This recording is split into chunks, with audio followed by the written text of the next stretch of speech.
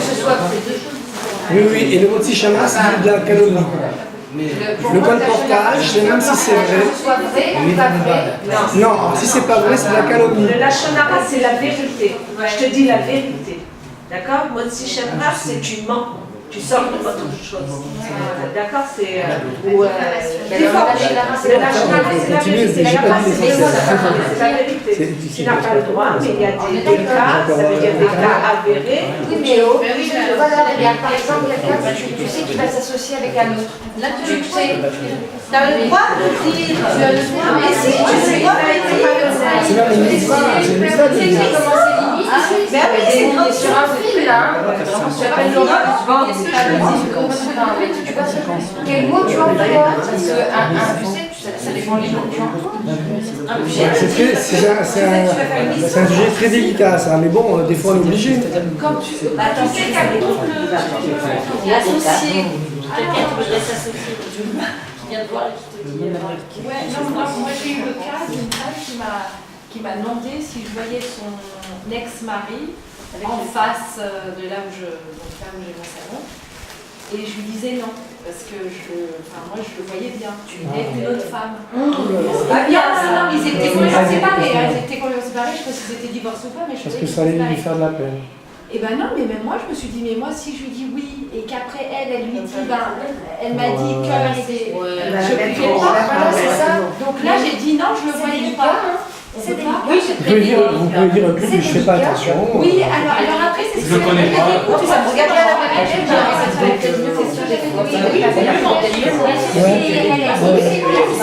Ouais, il faut pas être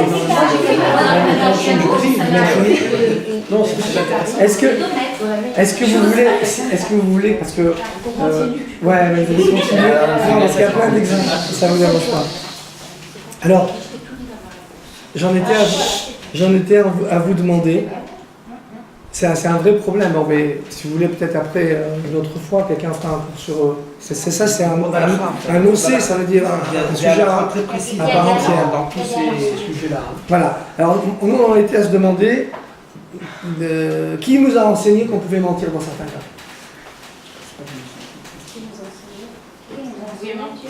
Dans la Torah, il y a un exemple. Hein? Aaron, Chazak, mais avant Aaron, hein? Hachem, Chazak ou Baruch. À quel voilà. Quand Sarah a dit aux anges, va Adonis Zaken, mais mon mari il est vieux. Comment vous voulez qu'on ait des enfants? Elle a dit, va Adonis Zaken. Et Hachem, quand il a rapporté à Abraham ce que Sarah a dit, il a changé, il a dit, va Ani Zakanti. Tu sais, Sarah m'a dit elle avait vieilli. Alors voilà, il y a des cas où on a le droit de mentir. Autre exemple, celui de Aaron. Vous savez qu'Aaron, lui, son truc, c'était de faire le shalom entre les gens. Quand il y avait deux personnes qui étaient fâchées, il allait voir un, il dit, tu sais, il est en train de se morfondre, comme il regrette. Alors que l'autre, il insulte du matin jusqu'au soir. Il est en train de se morfondre, comme il regrette. S'il pouvait recommencer, jamais il t'aurait dit ça. Il allait voir l'autre. Oh, tu sais, il n'en peut plus, il dort plus la nuit, il veut couler. Il attend la première opportunité où il va t'embrasser.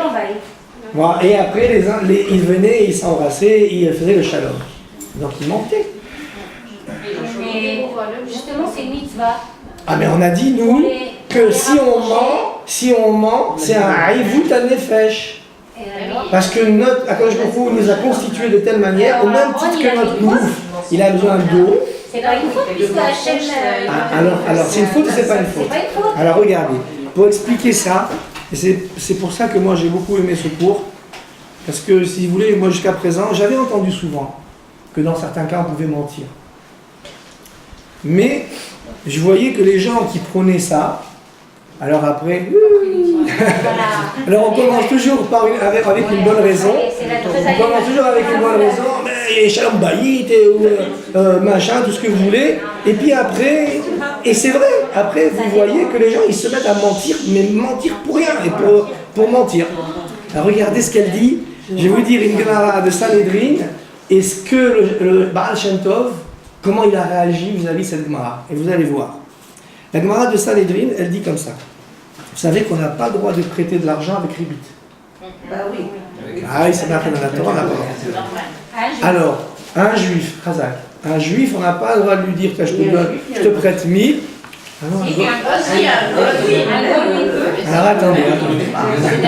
C'est d'ailleurs pour ça qu'au Moyen-Âge, Les usuriers. on était catalogués, parce que justement, il y avait des juifs qui prêtaient aux non-juifs avec cet intérêt. C'est pour ça. Alors, L'image de. si jamais un juif, alors je répète les halakhot, hein, on n'a pas le droit de prêter à un juif avec du ribit, mais à un goy, on a oui le droit de prêter avec un ribit. Et dans une certaine mesure, la façon dont la Torah elle parle du prêt au goy, c'est presque une mitzvah. La nochit ashir, c'est marqué. Alors, ou on a le droit, ou quasiment c'est une mitzvah. Alors, il y a un juif qui a fait une avera, il a prêté avec ribit. C'est marqué que celui qui prête de l'argent avec ribit, il est pas sous de la ribit. Alors après, il ne peut plus témoigner. Pas sous la ribit. Il n'est pas sous. Comment il faut qu'il fasse pour redevenir kasher la ribit? Alors la Gemara elle dit, il faut qu'il s'arrête. Il faut qu'il fasse tchouva. Il faut qu'il décide et qu'il ne le fasse plus jamais. Il dit voilà, dorénavant, maintenant j'ai compris, maintenant j'ai appris, je prête plus de l'argent aux juifs avec ribit. Bon, mais laissez-moi quand même prêter de l'argent avec ribit au goy. On dit non, toi, tu n'as pas le droit. Toi, tu n'as pas le droit. Pourquoi? Puisque toi, tu es Baal Tchouva par rapport à cette chose, tu as goûté le ta'am de ribit, maintenant, tous les juifs qui n'ont jamais fauté là-dedans, eh bien, ils ont le droit de prêter à un goy avec ribit, mais toi, tu n'as pas le droit. C'est comme quelqu'un qui s'est sevré de la cigarette, ou quelqu'un qui s'est sevré de l'alcool. Si jamais il taffe, on dit comme ça, si jamais il fait comme ça, il est foutu. Donc on va lui dire pareil, toi, c'est bien, tu as Baal Tchouva, Chazak ou Baour, tu as pris sur toi de ne plus prêter avec ribit, mais tu t'es inscrit une fois dans cette Avera. Tu as goûté ce ISO. Alors donc ton effet, quelque part, tu l'as dégradé aussi. Alors toi maintenant, tu ne pourras plus prêter de ribit, même à un goy. D'accord? C'est ce qu'elle dit la Gemara de Sanhedrin. Donc on a le droit de prêter beribit avec intérêt à un goy, sauf si on l'a déjà fait une fois avec un juif et qu'on a fait teshuva. Parce que c'est trop dangereux, comme on a déjà goûté, oui. Alors, quand le Baal Shem Tov, il lit cette Gemara, comment il réagit le Baal Shem Tov? Je vais vous dire qu'est-ce qu'il dit le Baal Shem Tov. Le Baal Shem Tov, il dit, si déjà pour prêter beribit, qui est une avera, on n'a pas le droit. Et si jamais on l'a fait et qu'on s'est repenti, alors on ne pourra pas non plus prêter à un goy. Parce qu'on a goûté le ta'am de cette avera. Alors il dit à plus forte raison, celui qui a déjà menti. C'est vrai qu'on a dit que des fois on peut mentir pour une bonne cause. Mais il dit le Baal Shem Tov, regardez les mots qu'il dit, il dit c'est une troufa mesoukenet. C'est une troufa, ça veut dire c'est un remède, mais c'est mesoukan, c'est dangereux. C'est une troufa mesoukenet. Donc il dit, c'est vrai que toi, on t'a appris, et Hachem il t'a appris, et Aaron Akohan il t'a appris que dans certains cas tu peux mentir. Tu peux mentir. Pour le shalom bayit, pour le shalom ben adam la haverut, ce que tu veux, pour les bonnes causes. Mais ça c'est vrai si jamais tu n'as jamais menti.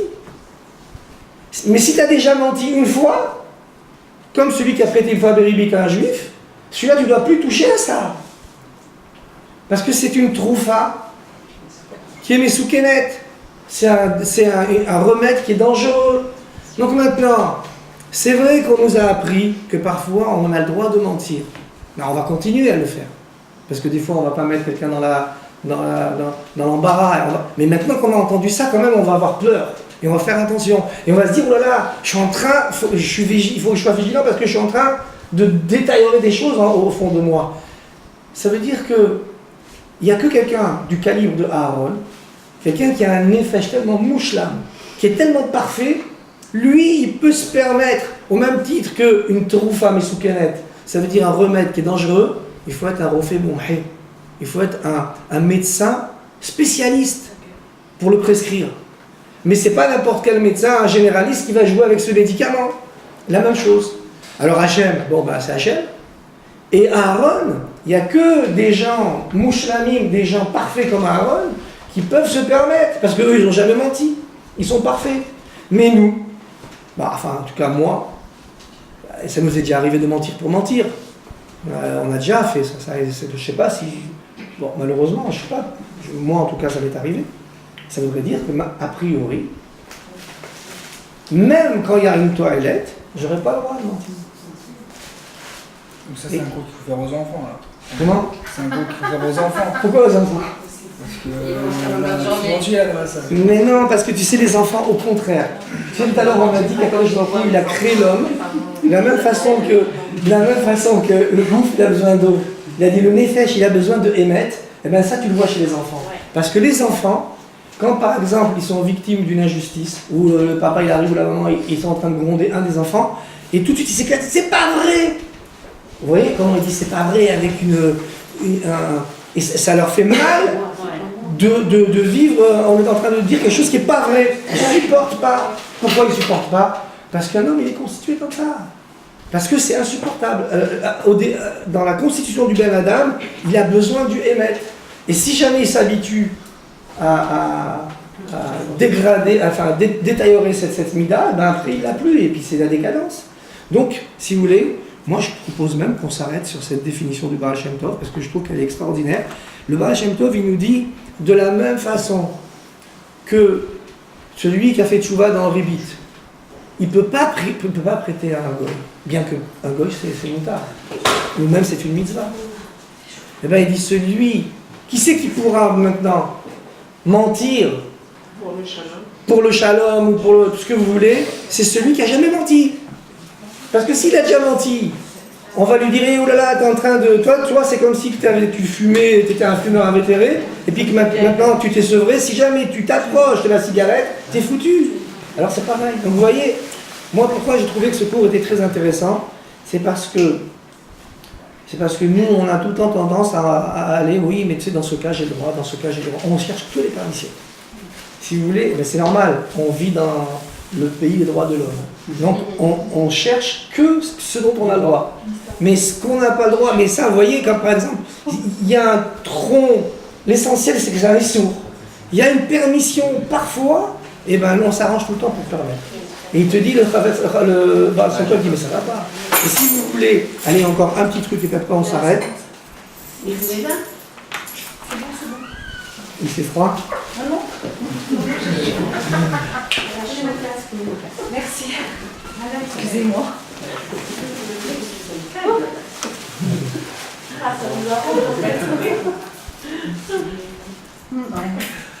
Le mensonge et le manque de sheker, si vous voulez, là où il se manifeste de façon la plus grave et la plus démoralisante, et ben c'est dans notre filote par exemple, ou dans la façon dont on récite le Birkat Hamazon. C'est-à-dire on peut dire, prendre une fila, on fait quelque chose et on est autre chose. Vous voyez par exemple, et si jamais vous faites, c'est tellement installé cette chose que si jamais vous faites un petit peu des efforts pour prier sincèrement, vous pouvez faire toute une fila sans rien demander à Hachem, sans même penser à Hachem. Combien de fois? Si à chaque fois, enfin peut-être j'exagère un petit peu, mais on peut prier, on peut dire Birkat Hamazon, et on n'est pas du tout là-dedans. Il y a un décalage, un fossé entre ce qu'on est et ce qu'on est en train de faire. Et là, il dit, c'est là où le mensonge il est le plus terrible, le plus cuisant. C'est là où c'est le plus grand travers du mensonge. Et si vous voulez, donc pour reboucler... Et pourtant, excusez-moi, on nous dit que même si on ne ressent pas la chose, chez le il faut Lishma. quand même continuer à la faire parce que ça va venir. Oui, d'accord. C'est vrai.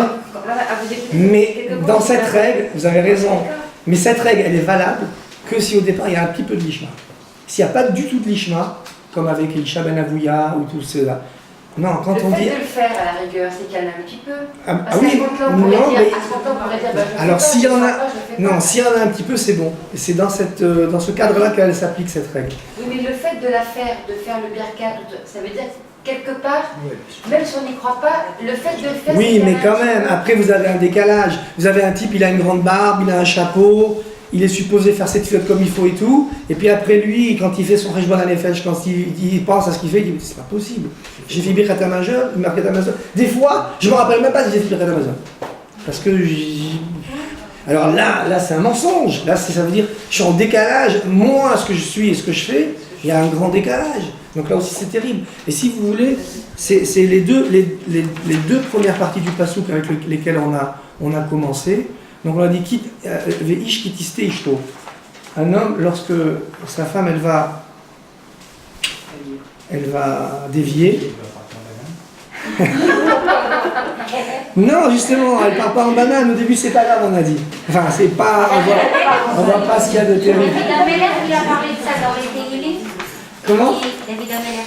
Oui. Il parle de ça de Tehillim. Oui, je l'avais, mais j'ai pas dû vous dire. Donc la phrase, je ne me rappelle pas, mais justement, les initiales de cette phrase, Nida, de peur qu'elle sera Nida, il ne lui parlera pas à la femme, n'importe quelle femme, on ne parle pas. De peur qu'elle soit peut-être même Nida, ça aussi c'est interdit à un homme de parler à une femme, peut-être qu'elle est Nida. Ah bon? Ouais, ça j'ai lu. C'est David Ameller qui dit ça. D'accord. C'est possible, là, je sais, j'ai jamais vu ça, mais bon. Alors regardez, cette femme-là, qu'est-ce qu'elle va se dire à elle, vous savez, en son fond intérieur, qu'est-ce qu'elle va penser, et qu'est-ce qu'elle va rapporter à son mari. Vous voyez, c'est ce décalage-là.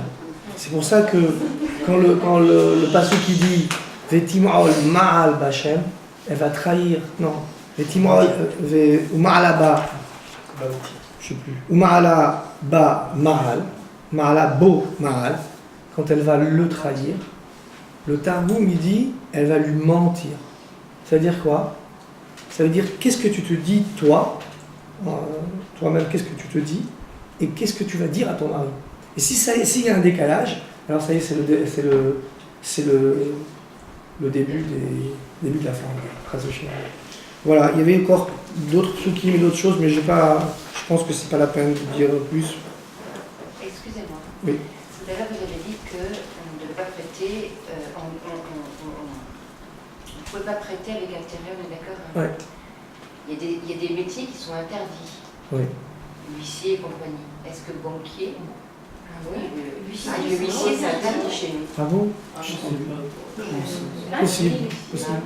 Ils te prêtent pas d'argent. Non. Il y a toujours. Il y a des métiers qui sont il y a des métiers, par exemple, Des conseillers, avocats, huissiers, tout ça. Banquier. Alors vous savez que tout ce que la Torah interdit, elle a créé le pendant montard. C'est une mara dans Choulin en plus, elle dit ça. Alors en général, quand on est des juifs qui respectent les halachot, il y a des façons d'avancer de l'argent à quelqu'un et d'être intéressé, mais ça s'appelle un éter ariska, ça veut dire je te donne de l'argent, je te prête, c'est comme un prêt, mais c'est pas un prêt, c'est comme si j'investissais investir dans le projet de quelqu'un et retirer des bénéfices, prendre une part dans les bénéfices, ça c'est permis.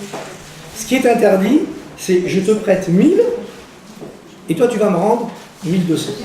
Voilà. Ça c'est interdit.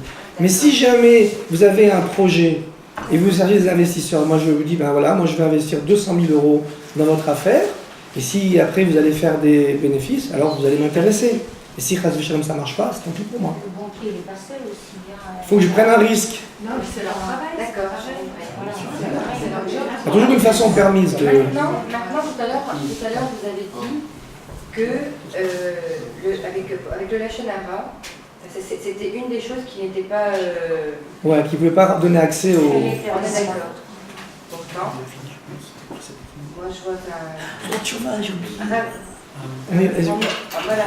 Pour moi, je vois Rabbi Akiva, il a fait du Lachon Hara avant d'étudier. il a fait du Lachon Hara? Non? Ah, celui de Talmidei Chachamim. Ah, Chazak, ouais. Alors, pour Lachon Et Hara... pour autant, je suis sûre que lui, il est en train de bénéficier... Du Olamaba. Bien sûr, et qu'il est à côté d'Hachem, vous voyez ce que je veux dire? Ouais. Et vous avez dit que c'était une des choses qu'on ne pouvait pas avoir accès dans le Lachon Hara. Ouais, mais vous devez venir comme Rabbi Akiva. Oui, mais donc ça veut dire que quelque part, il y a une teshuva possible. Alors, la teshuva, alors, d'accord, au niveau du Lachon Hara, je sais que c'est très compliqué. Parce que quand le mal est fait, après, quand les gens ils ont été mécabel du lachon arabe, on ne peut rien faire. Maintenant, au niveau du shaker, tout à l'heure, madame, vous m'avez demandé pour la teshuva, non, de faire teshuva. Oui. Alors, il a dit, le Rav Alach, il a dit qu'on ne peut pas faire teshuva sur le shaker. Pourquoi? Parce que quelqu'un qui s'est forgé comme ça cette personnalité de mentir, même sa teshuva, elle sera bécheker. Mais oui, hein? C'est fort, c'est Mais oui. presque inacceptable. Oui, mais c'est pour ça qu'il nous prévient. Mais la Mais vérité, de la elle chaque fâche. Si on est tombé là-dedans, c'est comme Ben oui. fort. C'est pareil, on dit bien il faut dire à haute voix ce qu'on a fait, etc. Ça veut dire je reconnais d'avoir. Oui, mais quand vous allez dire je reconnais, vous allez être en décalage comme la femme. Qu'est-ce que je me dis à moi et qu'est-ce que je dis à mon mari? Mais si vous êtes la femme ou le menteur, quoi. Non, mais la femme est chassota. Ouais. On lui donne à un moment donné les moyens Ouais. de dévoiler qu'elle n'a pas menti, Ouais. puisqu'il y a tout un Ouais. processus. Ouais. Donc moi je pense pareil dans le. Oui, mais c'est pas possible, pas parce qu'on est en train de sanctionner la personne, mais celle qui s'est construite comme ça. Elle avait cette, c'est comme une maladie qui devait être incurable, Barminal. Quelqu'un qui a une maladie qui est incurable, ben c'est comme ça. Il a détérioré cette midata, cette nekudata emet, ce besoin de emet avec lequel il a été créé.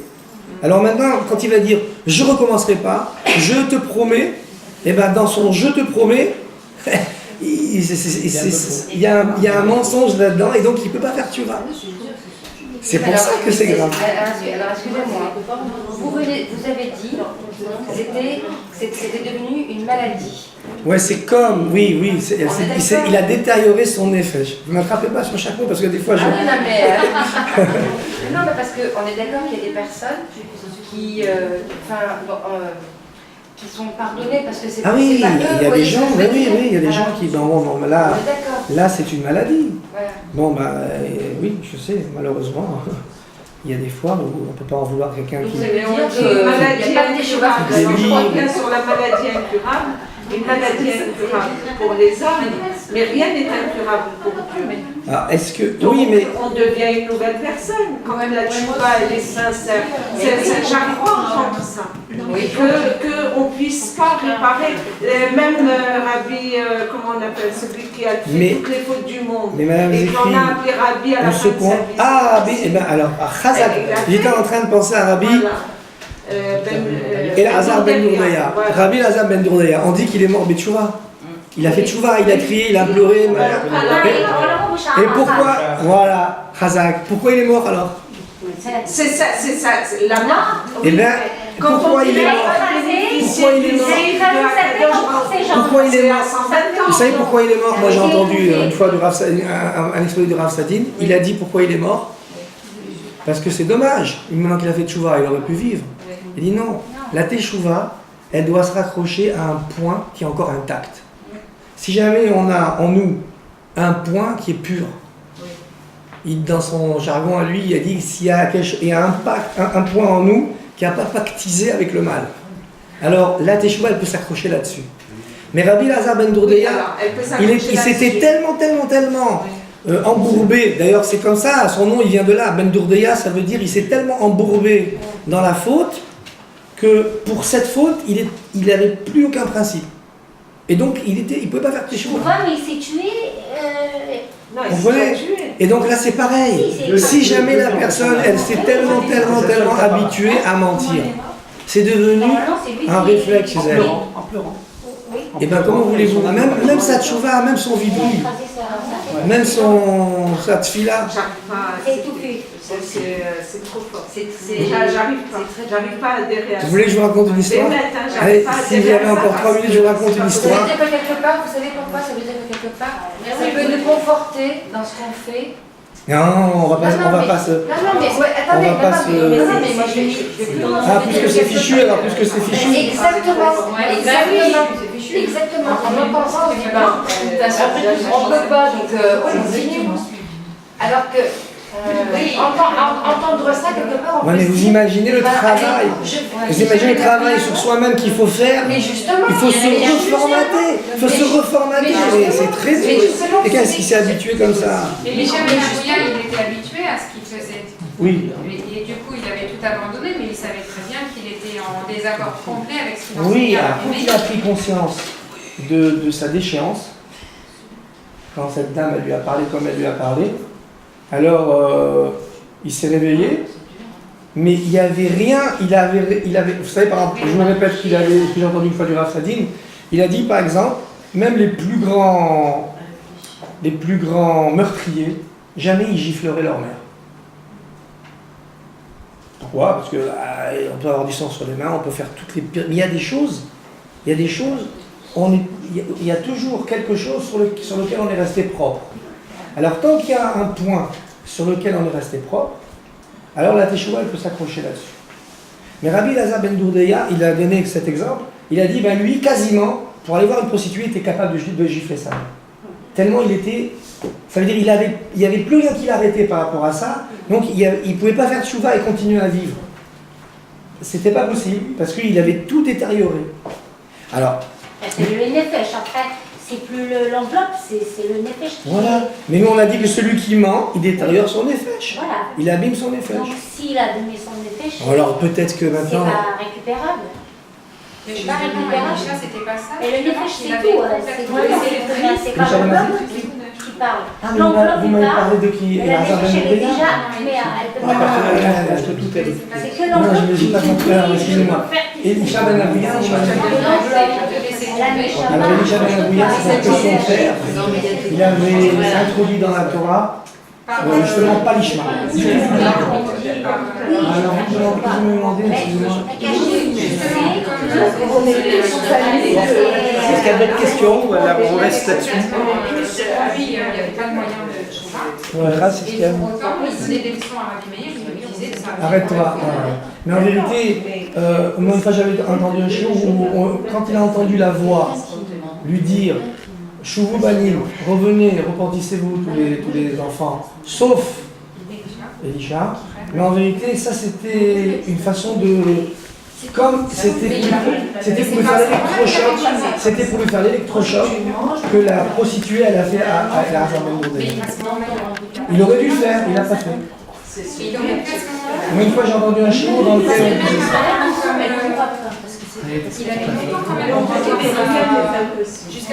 Il est rentré au Gan Eden, il est ressorti en Shabbat. C'est pas n'importe qui, c'est sûr. Alors vous me dites pourquoi il n'a pas fait tchouva? Ben justement. Pourquoi il n'a pas fait tchouva, lui?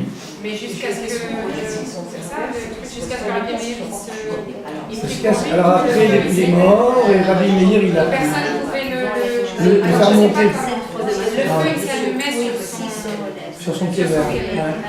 Ah, je me suis appelé. On avait étudié ça, mais ça a trouvé l'expliquer. Personne ne pouvait le monter, sauf Rabbi Meir. Est-ce qu'il y a d'autres questions? Bien. Merci beaucoup à toute classe.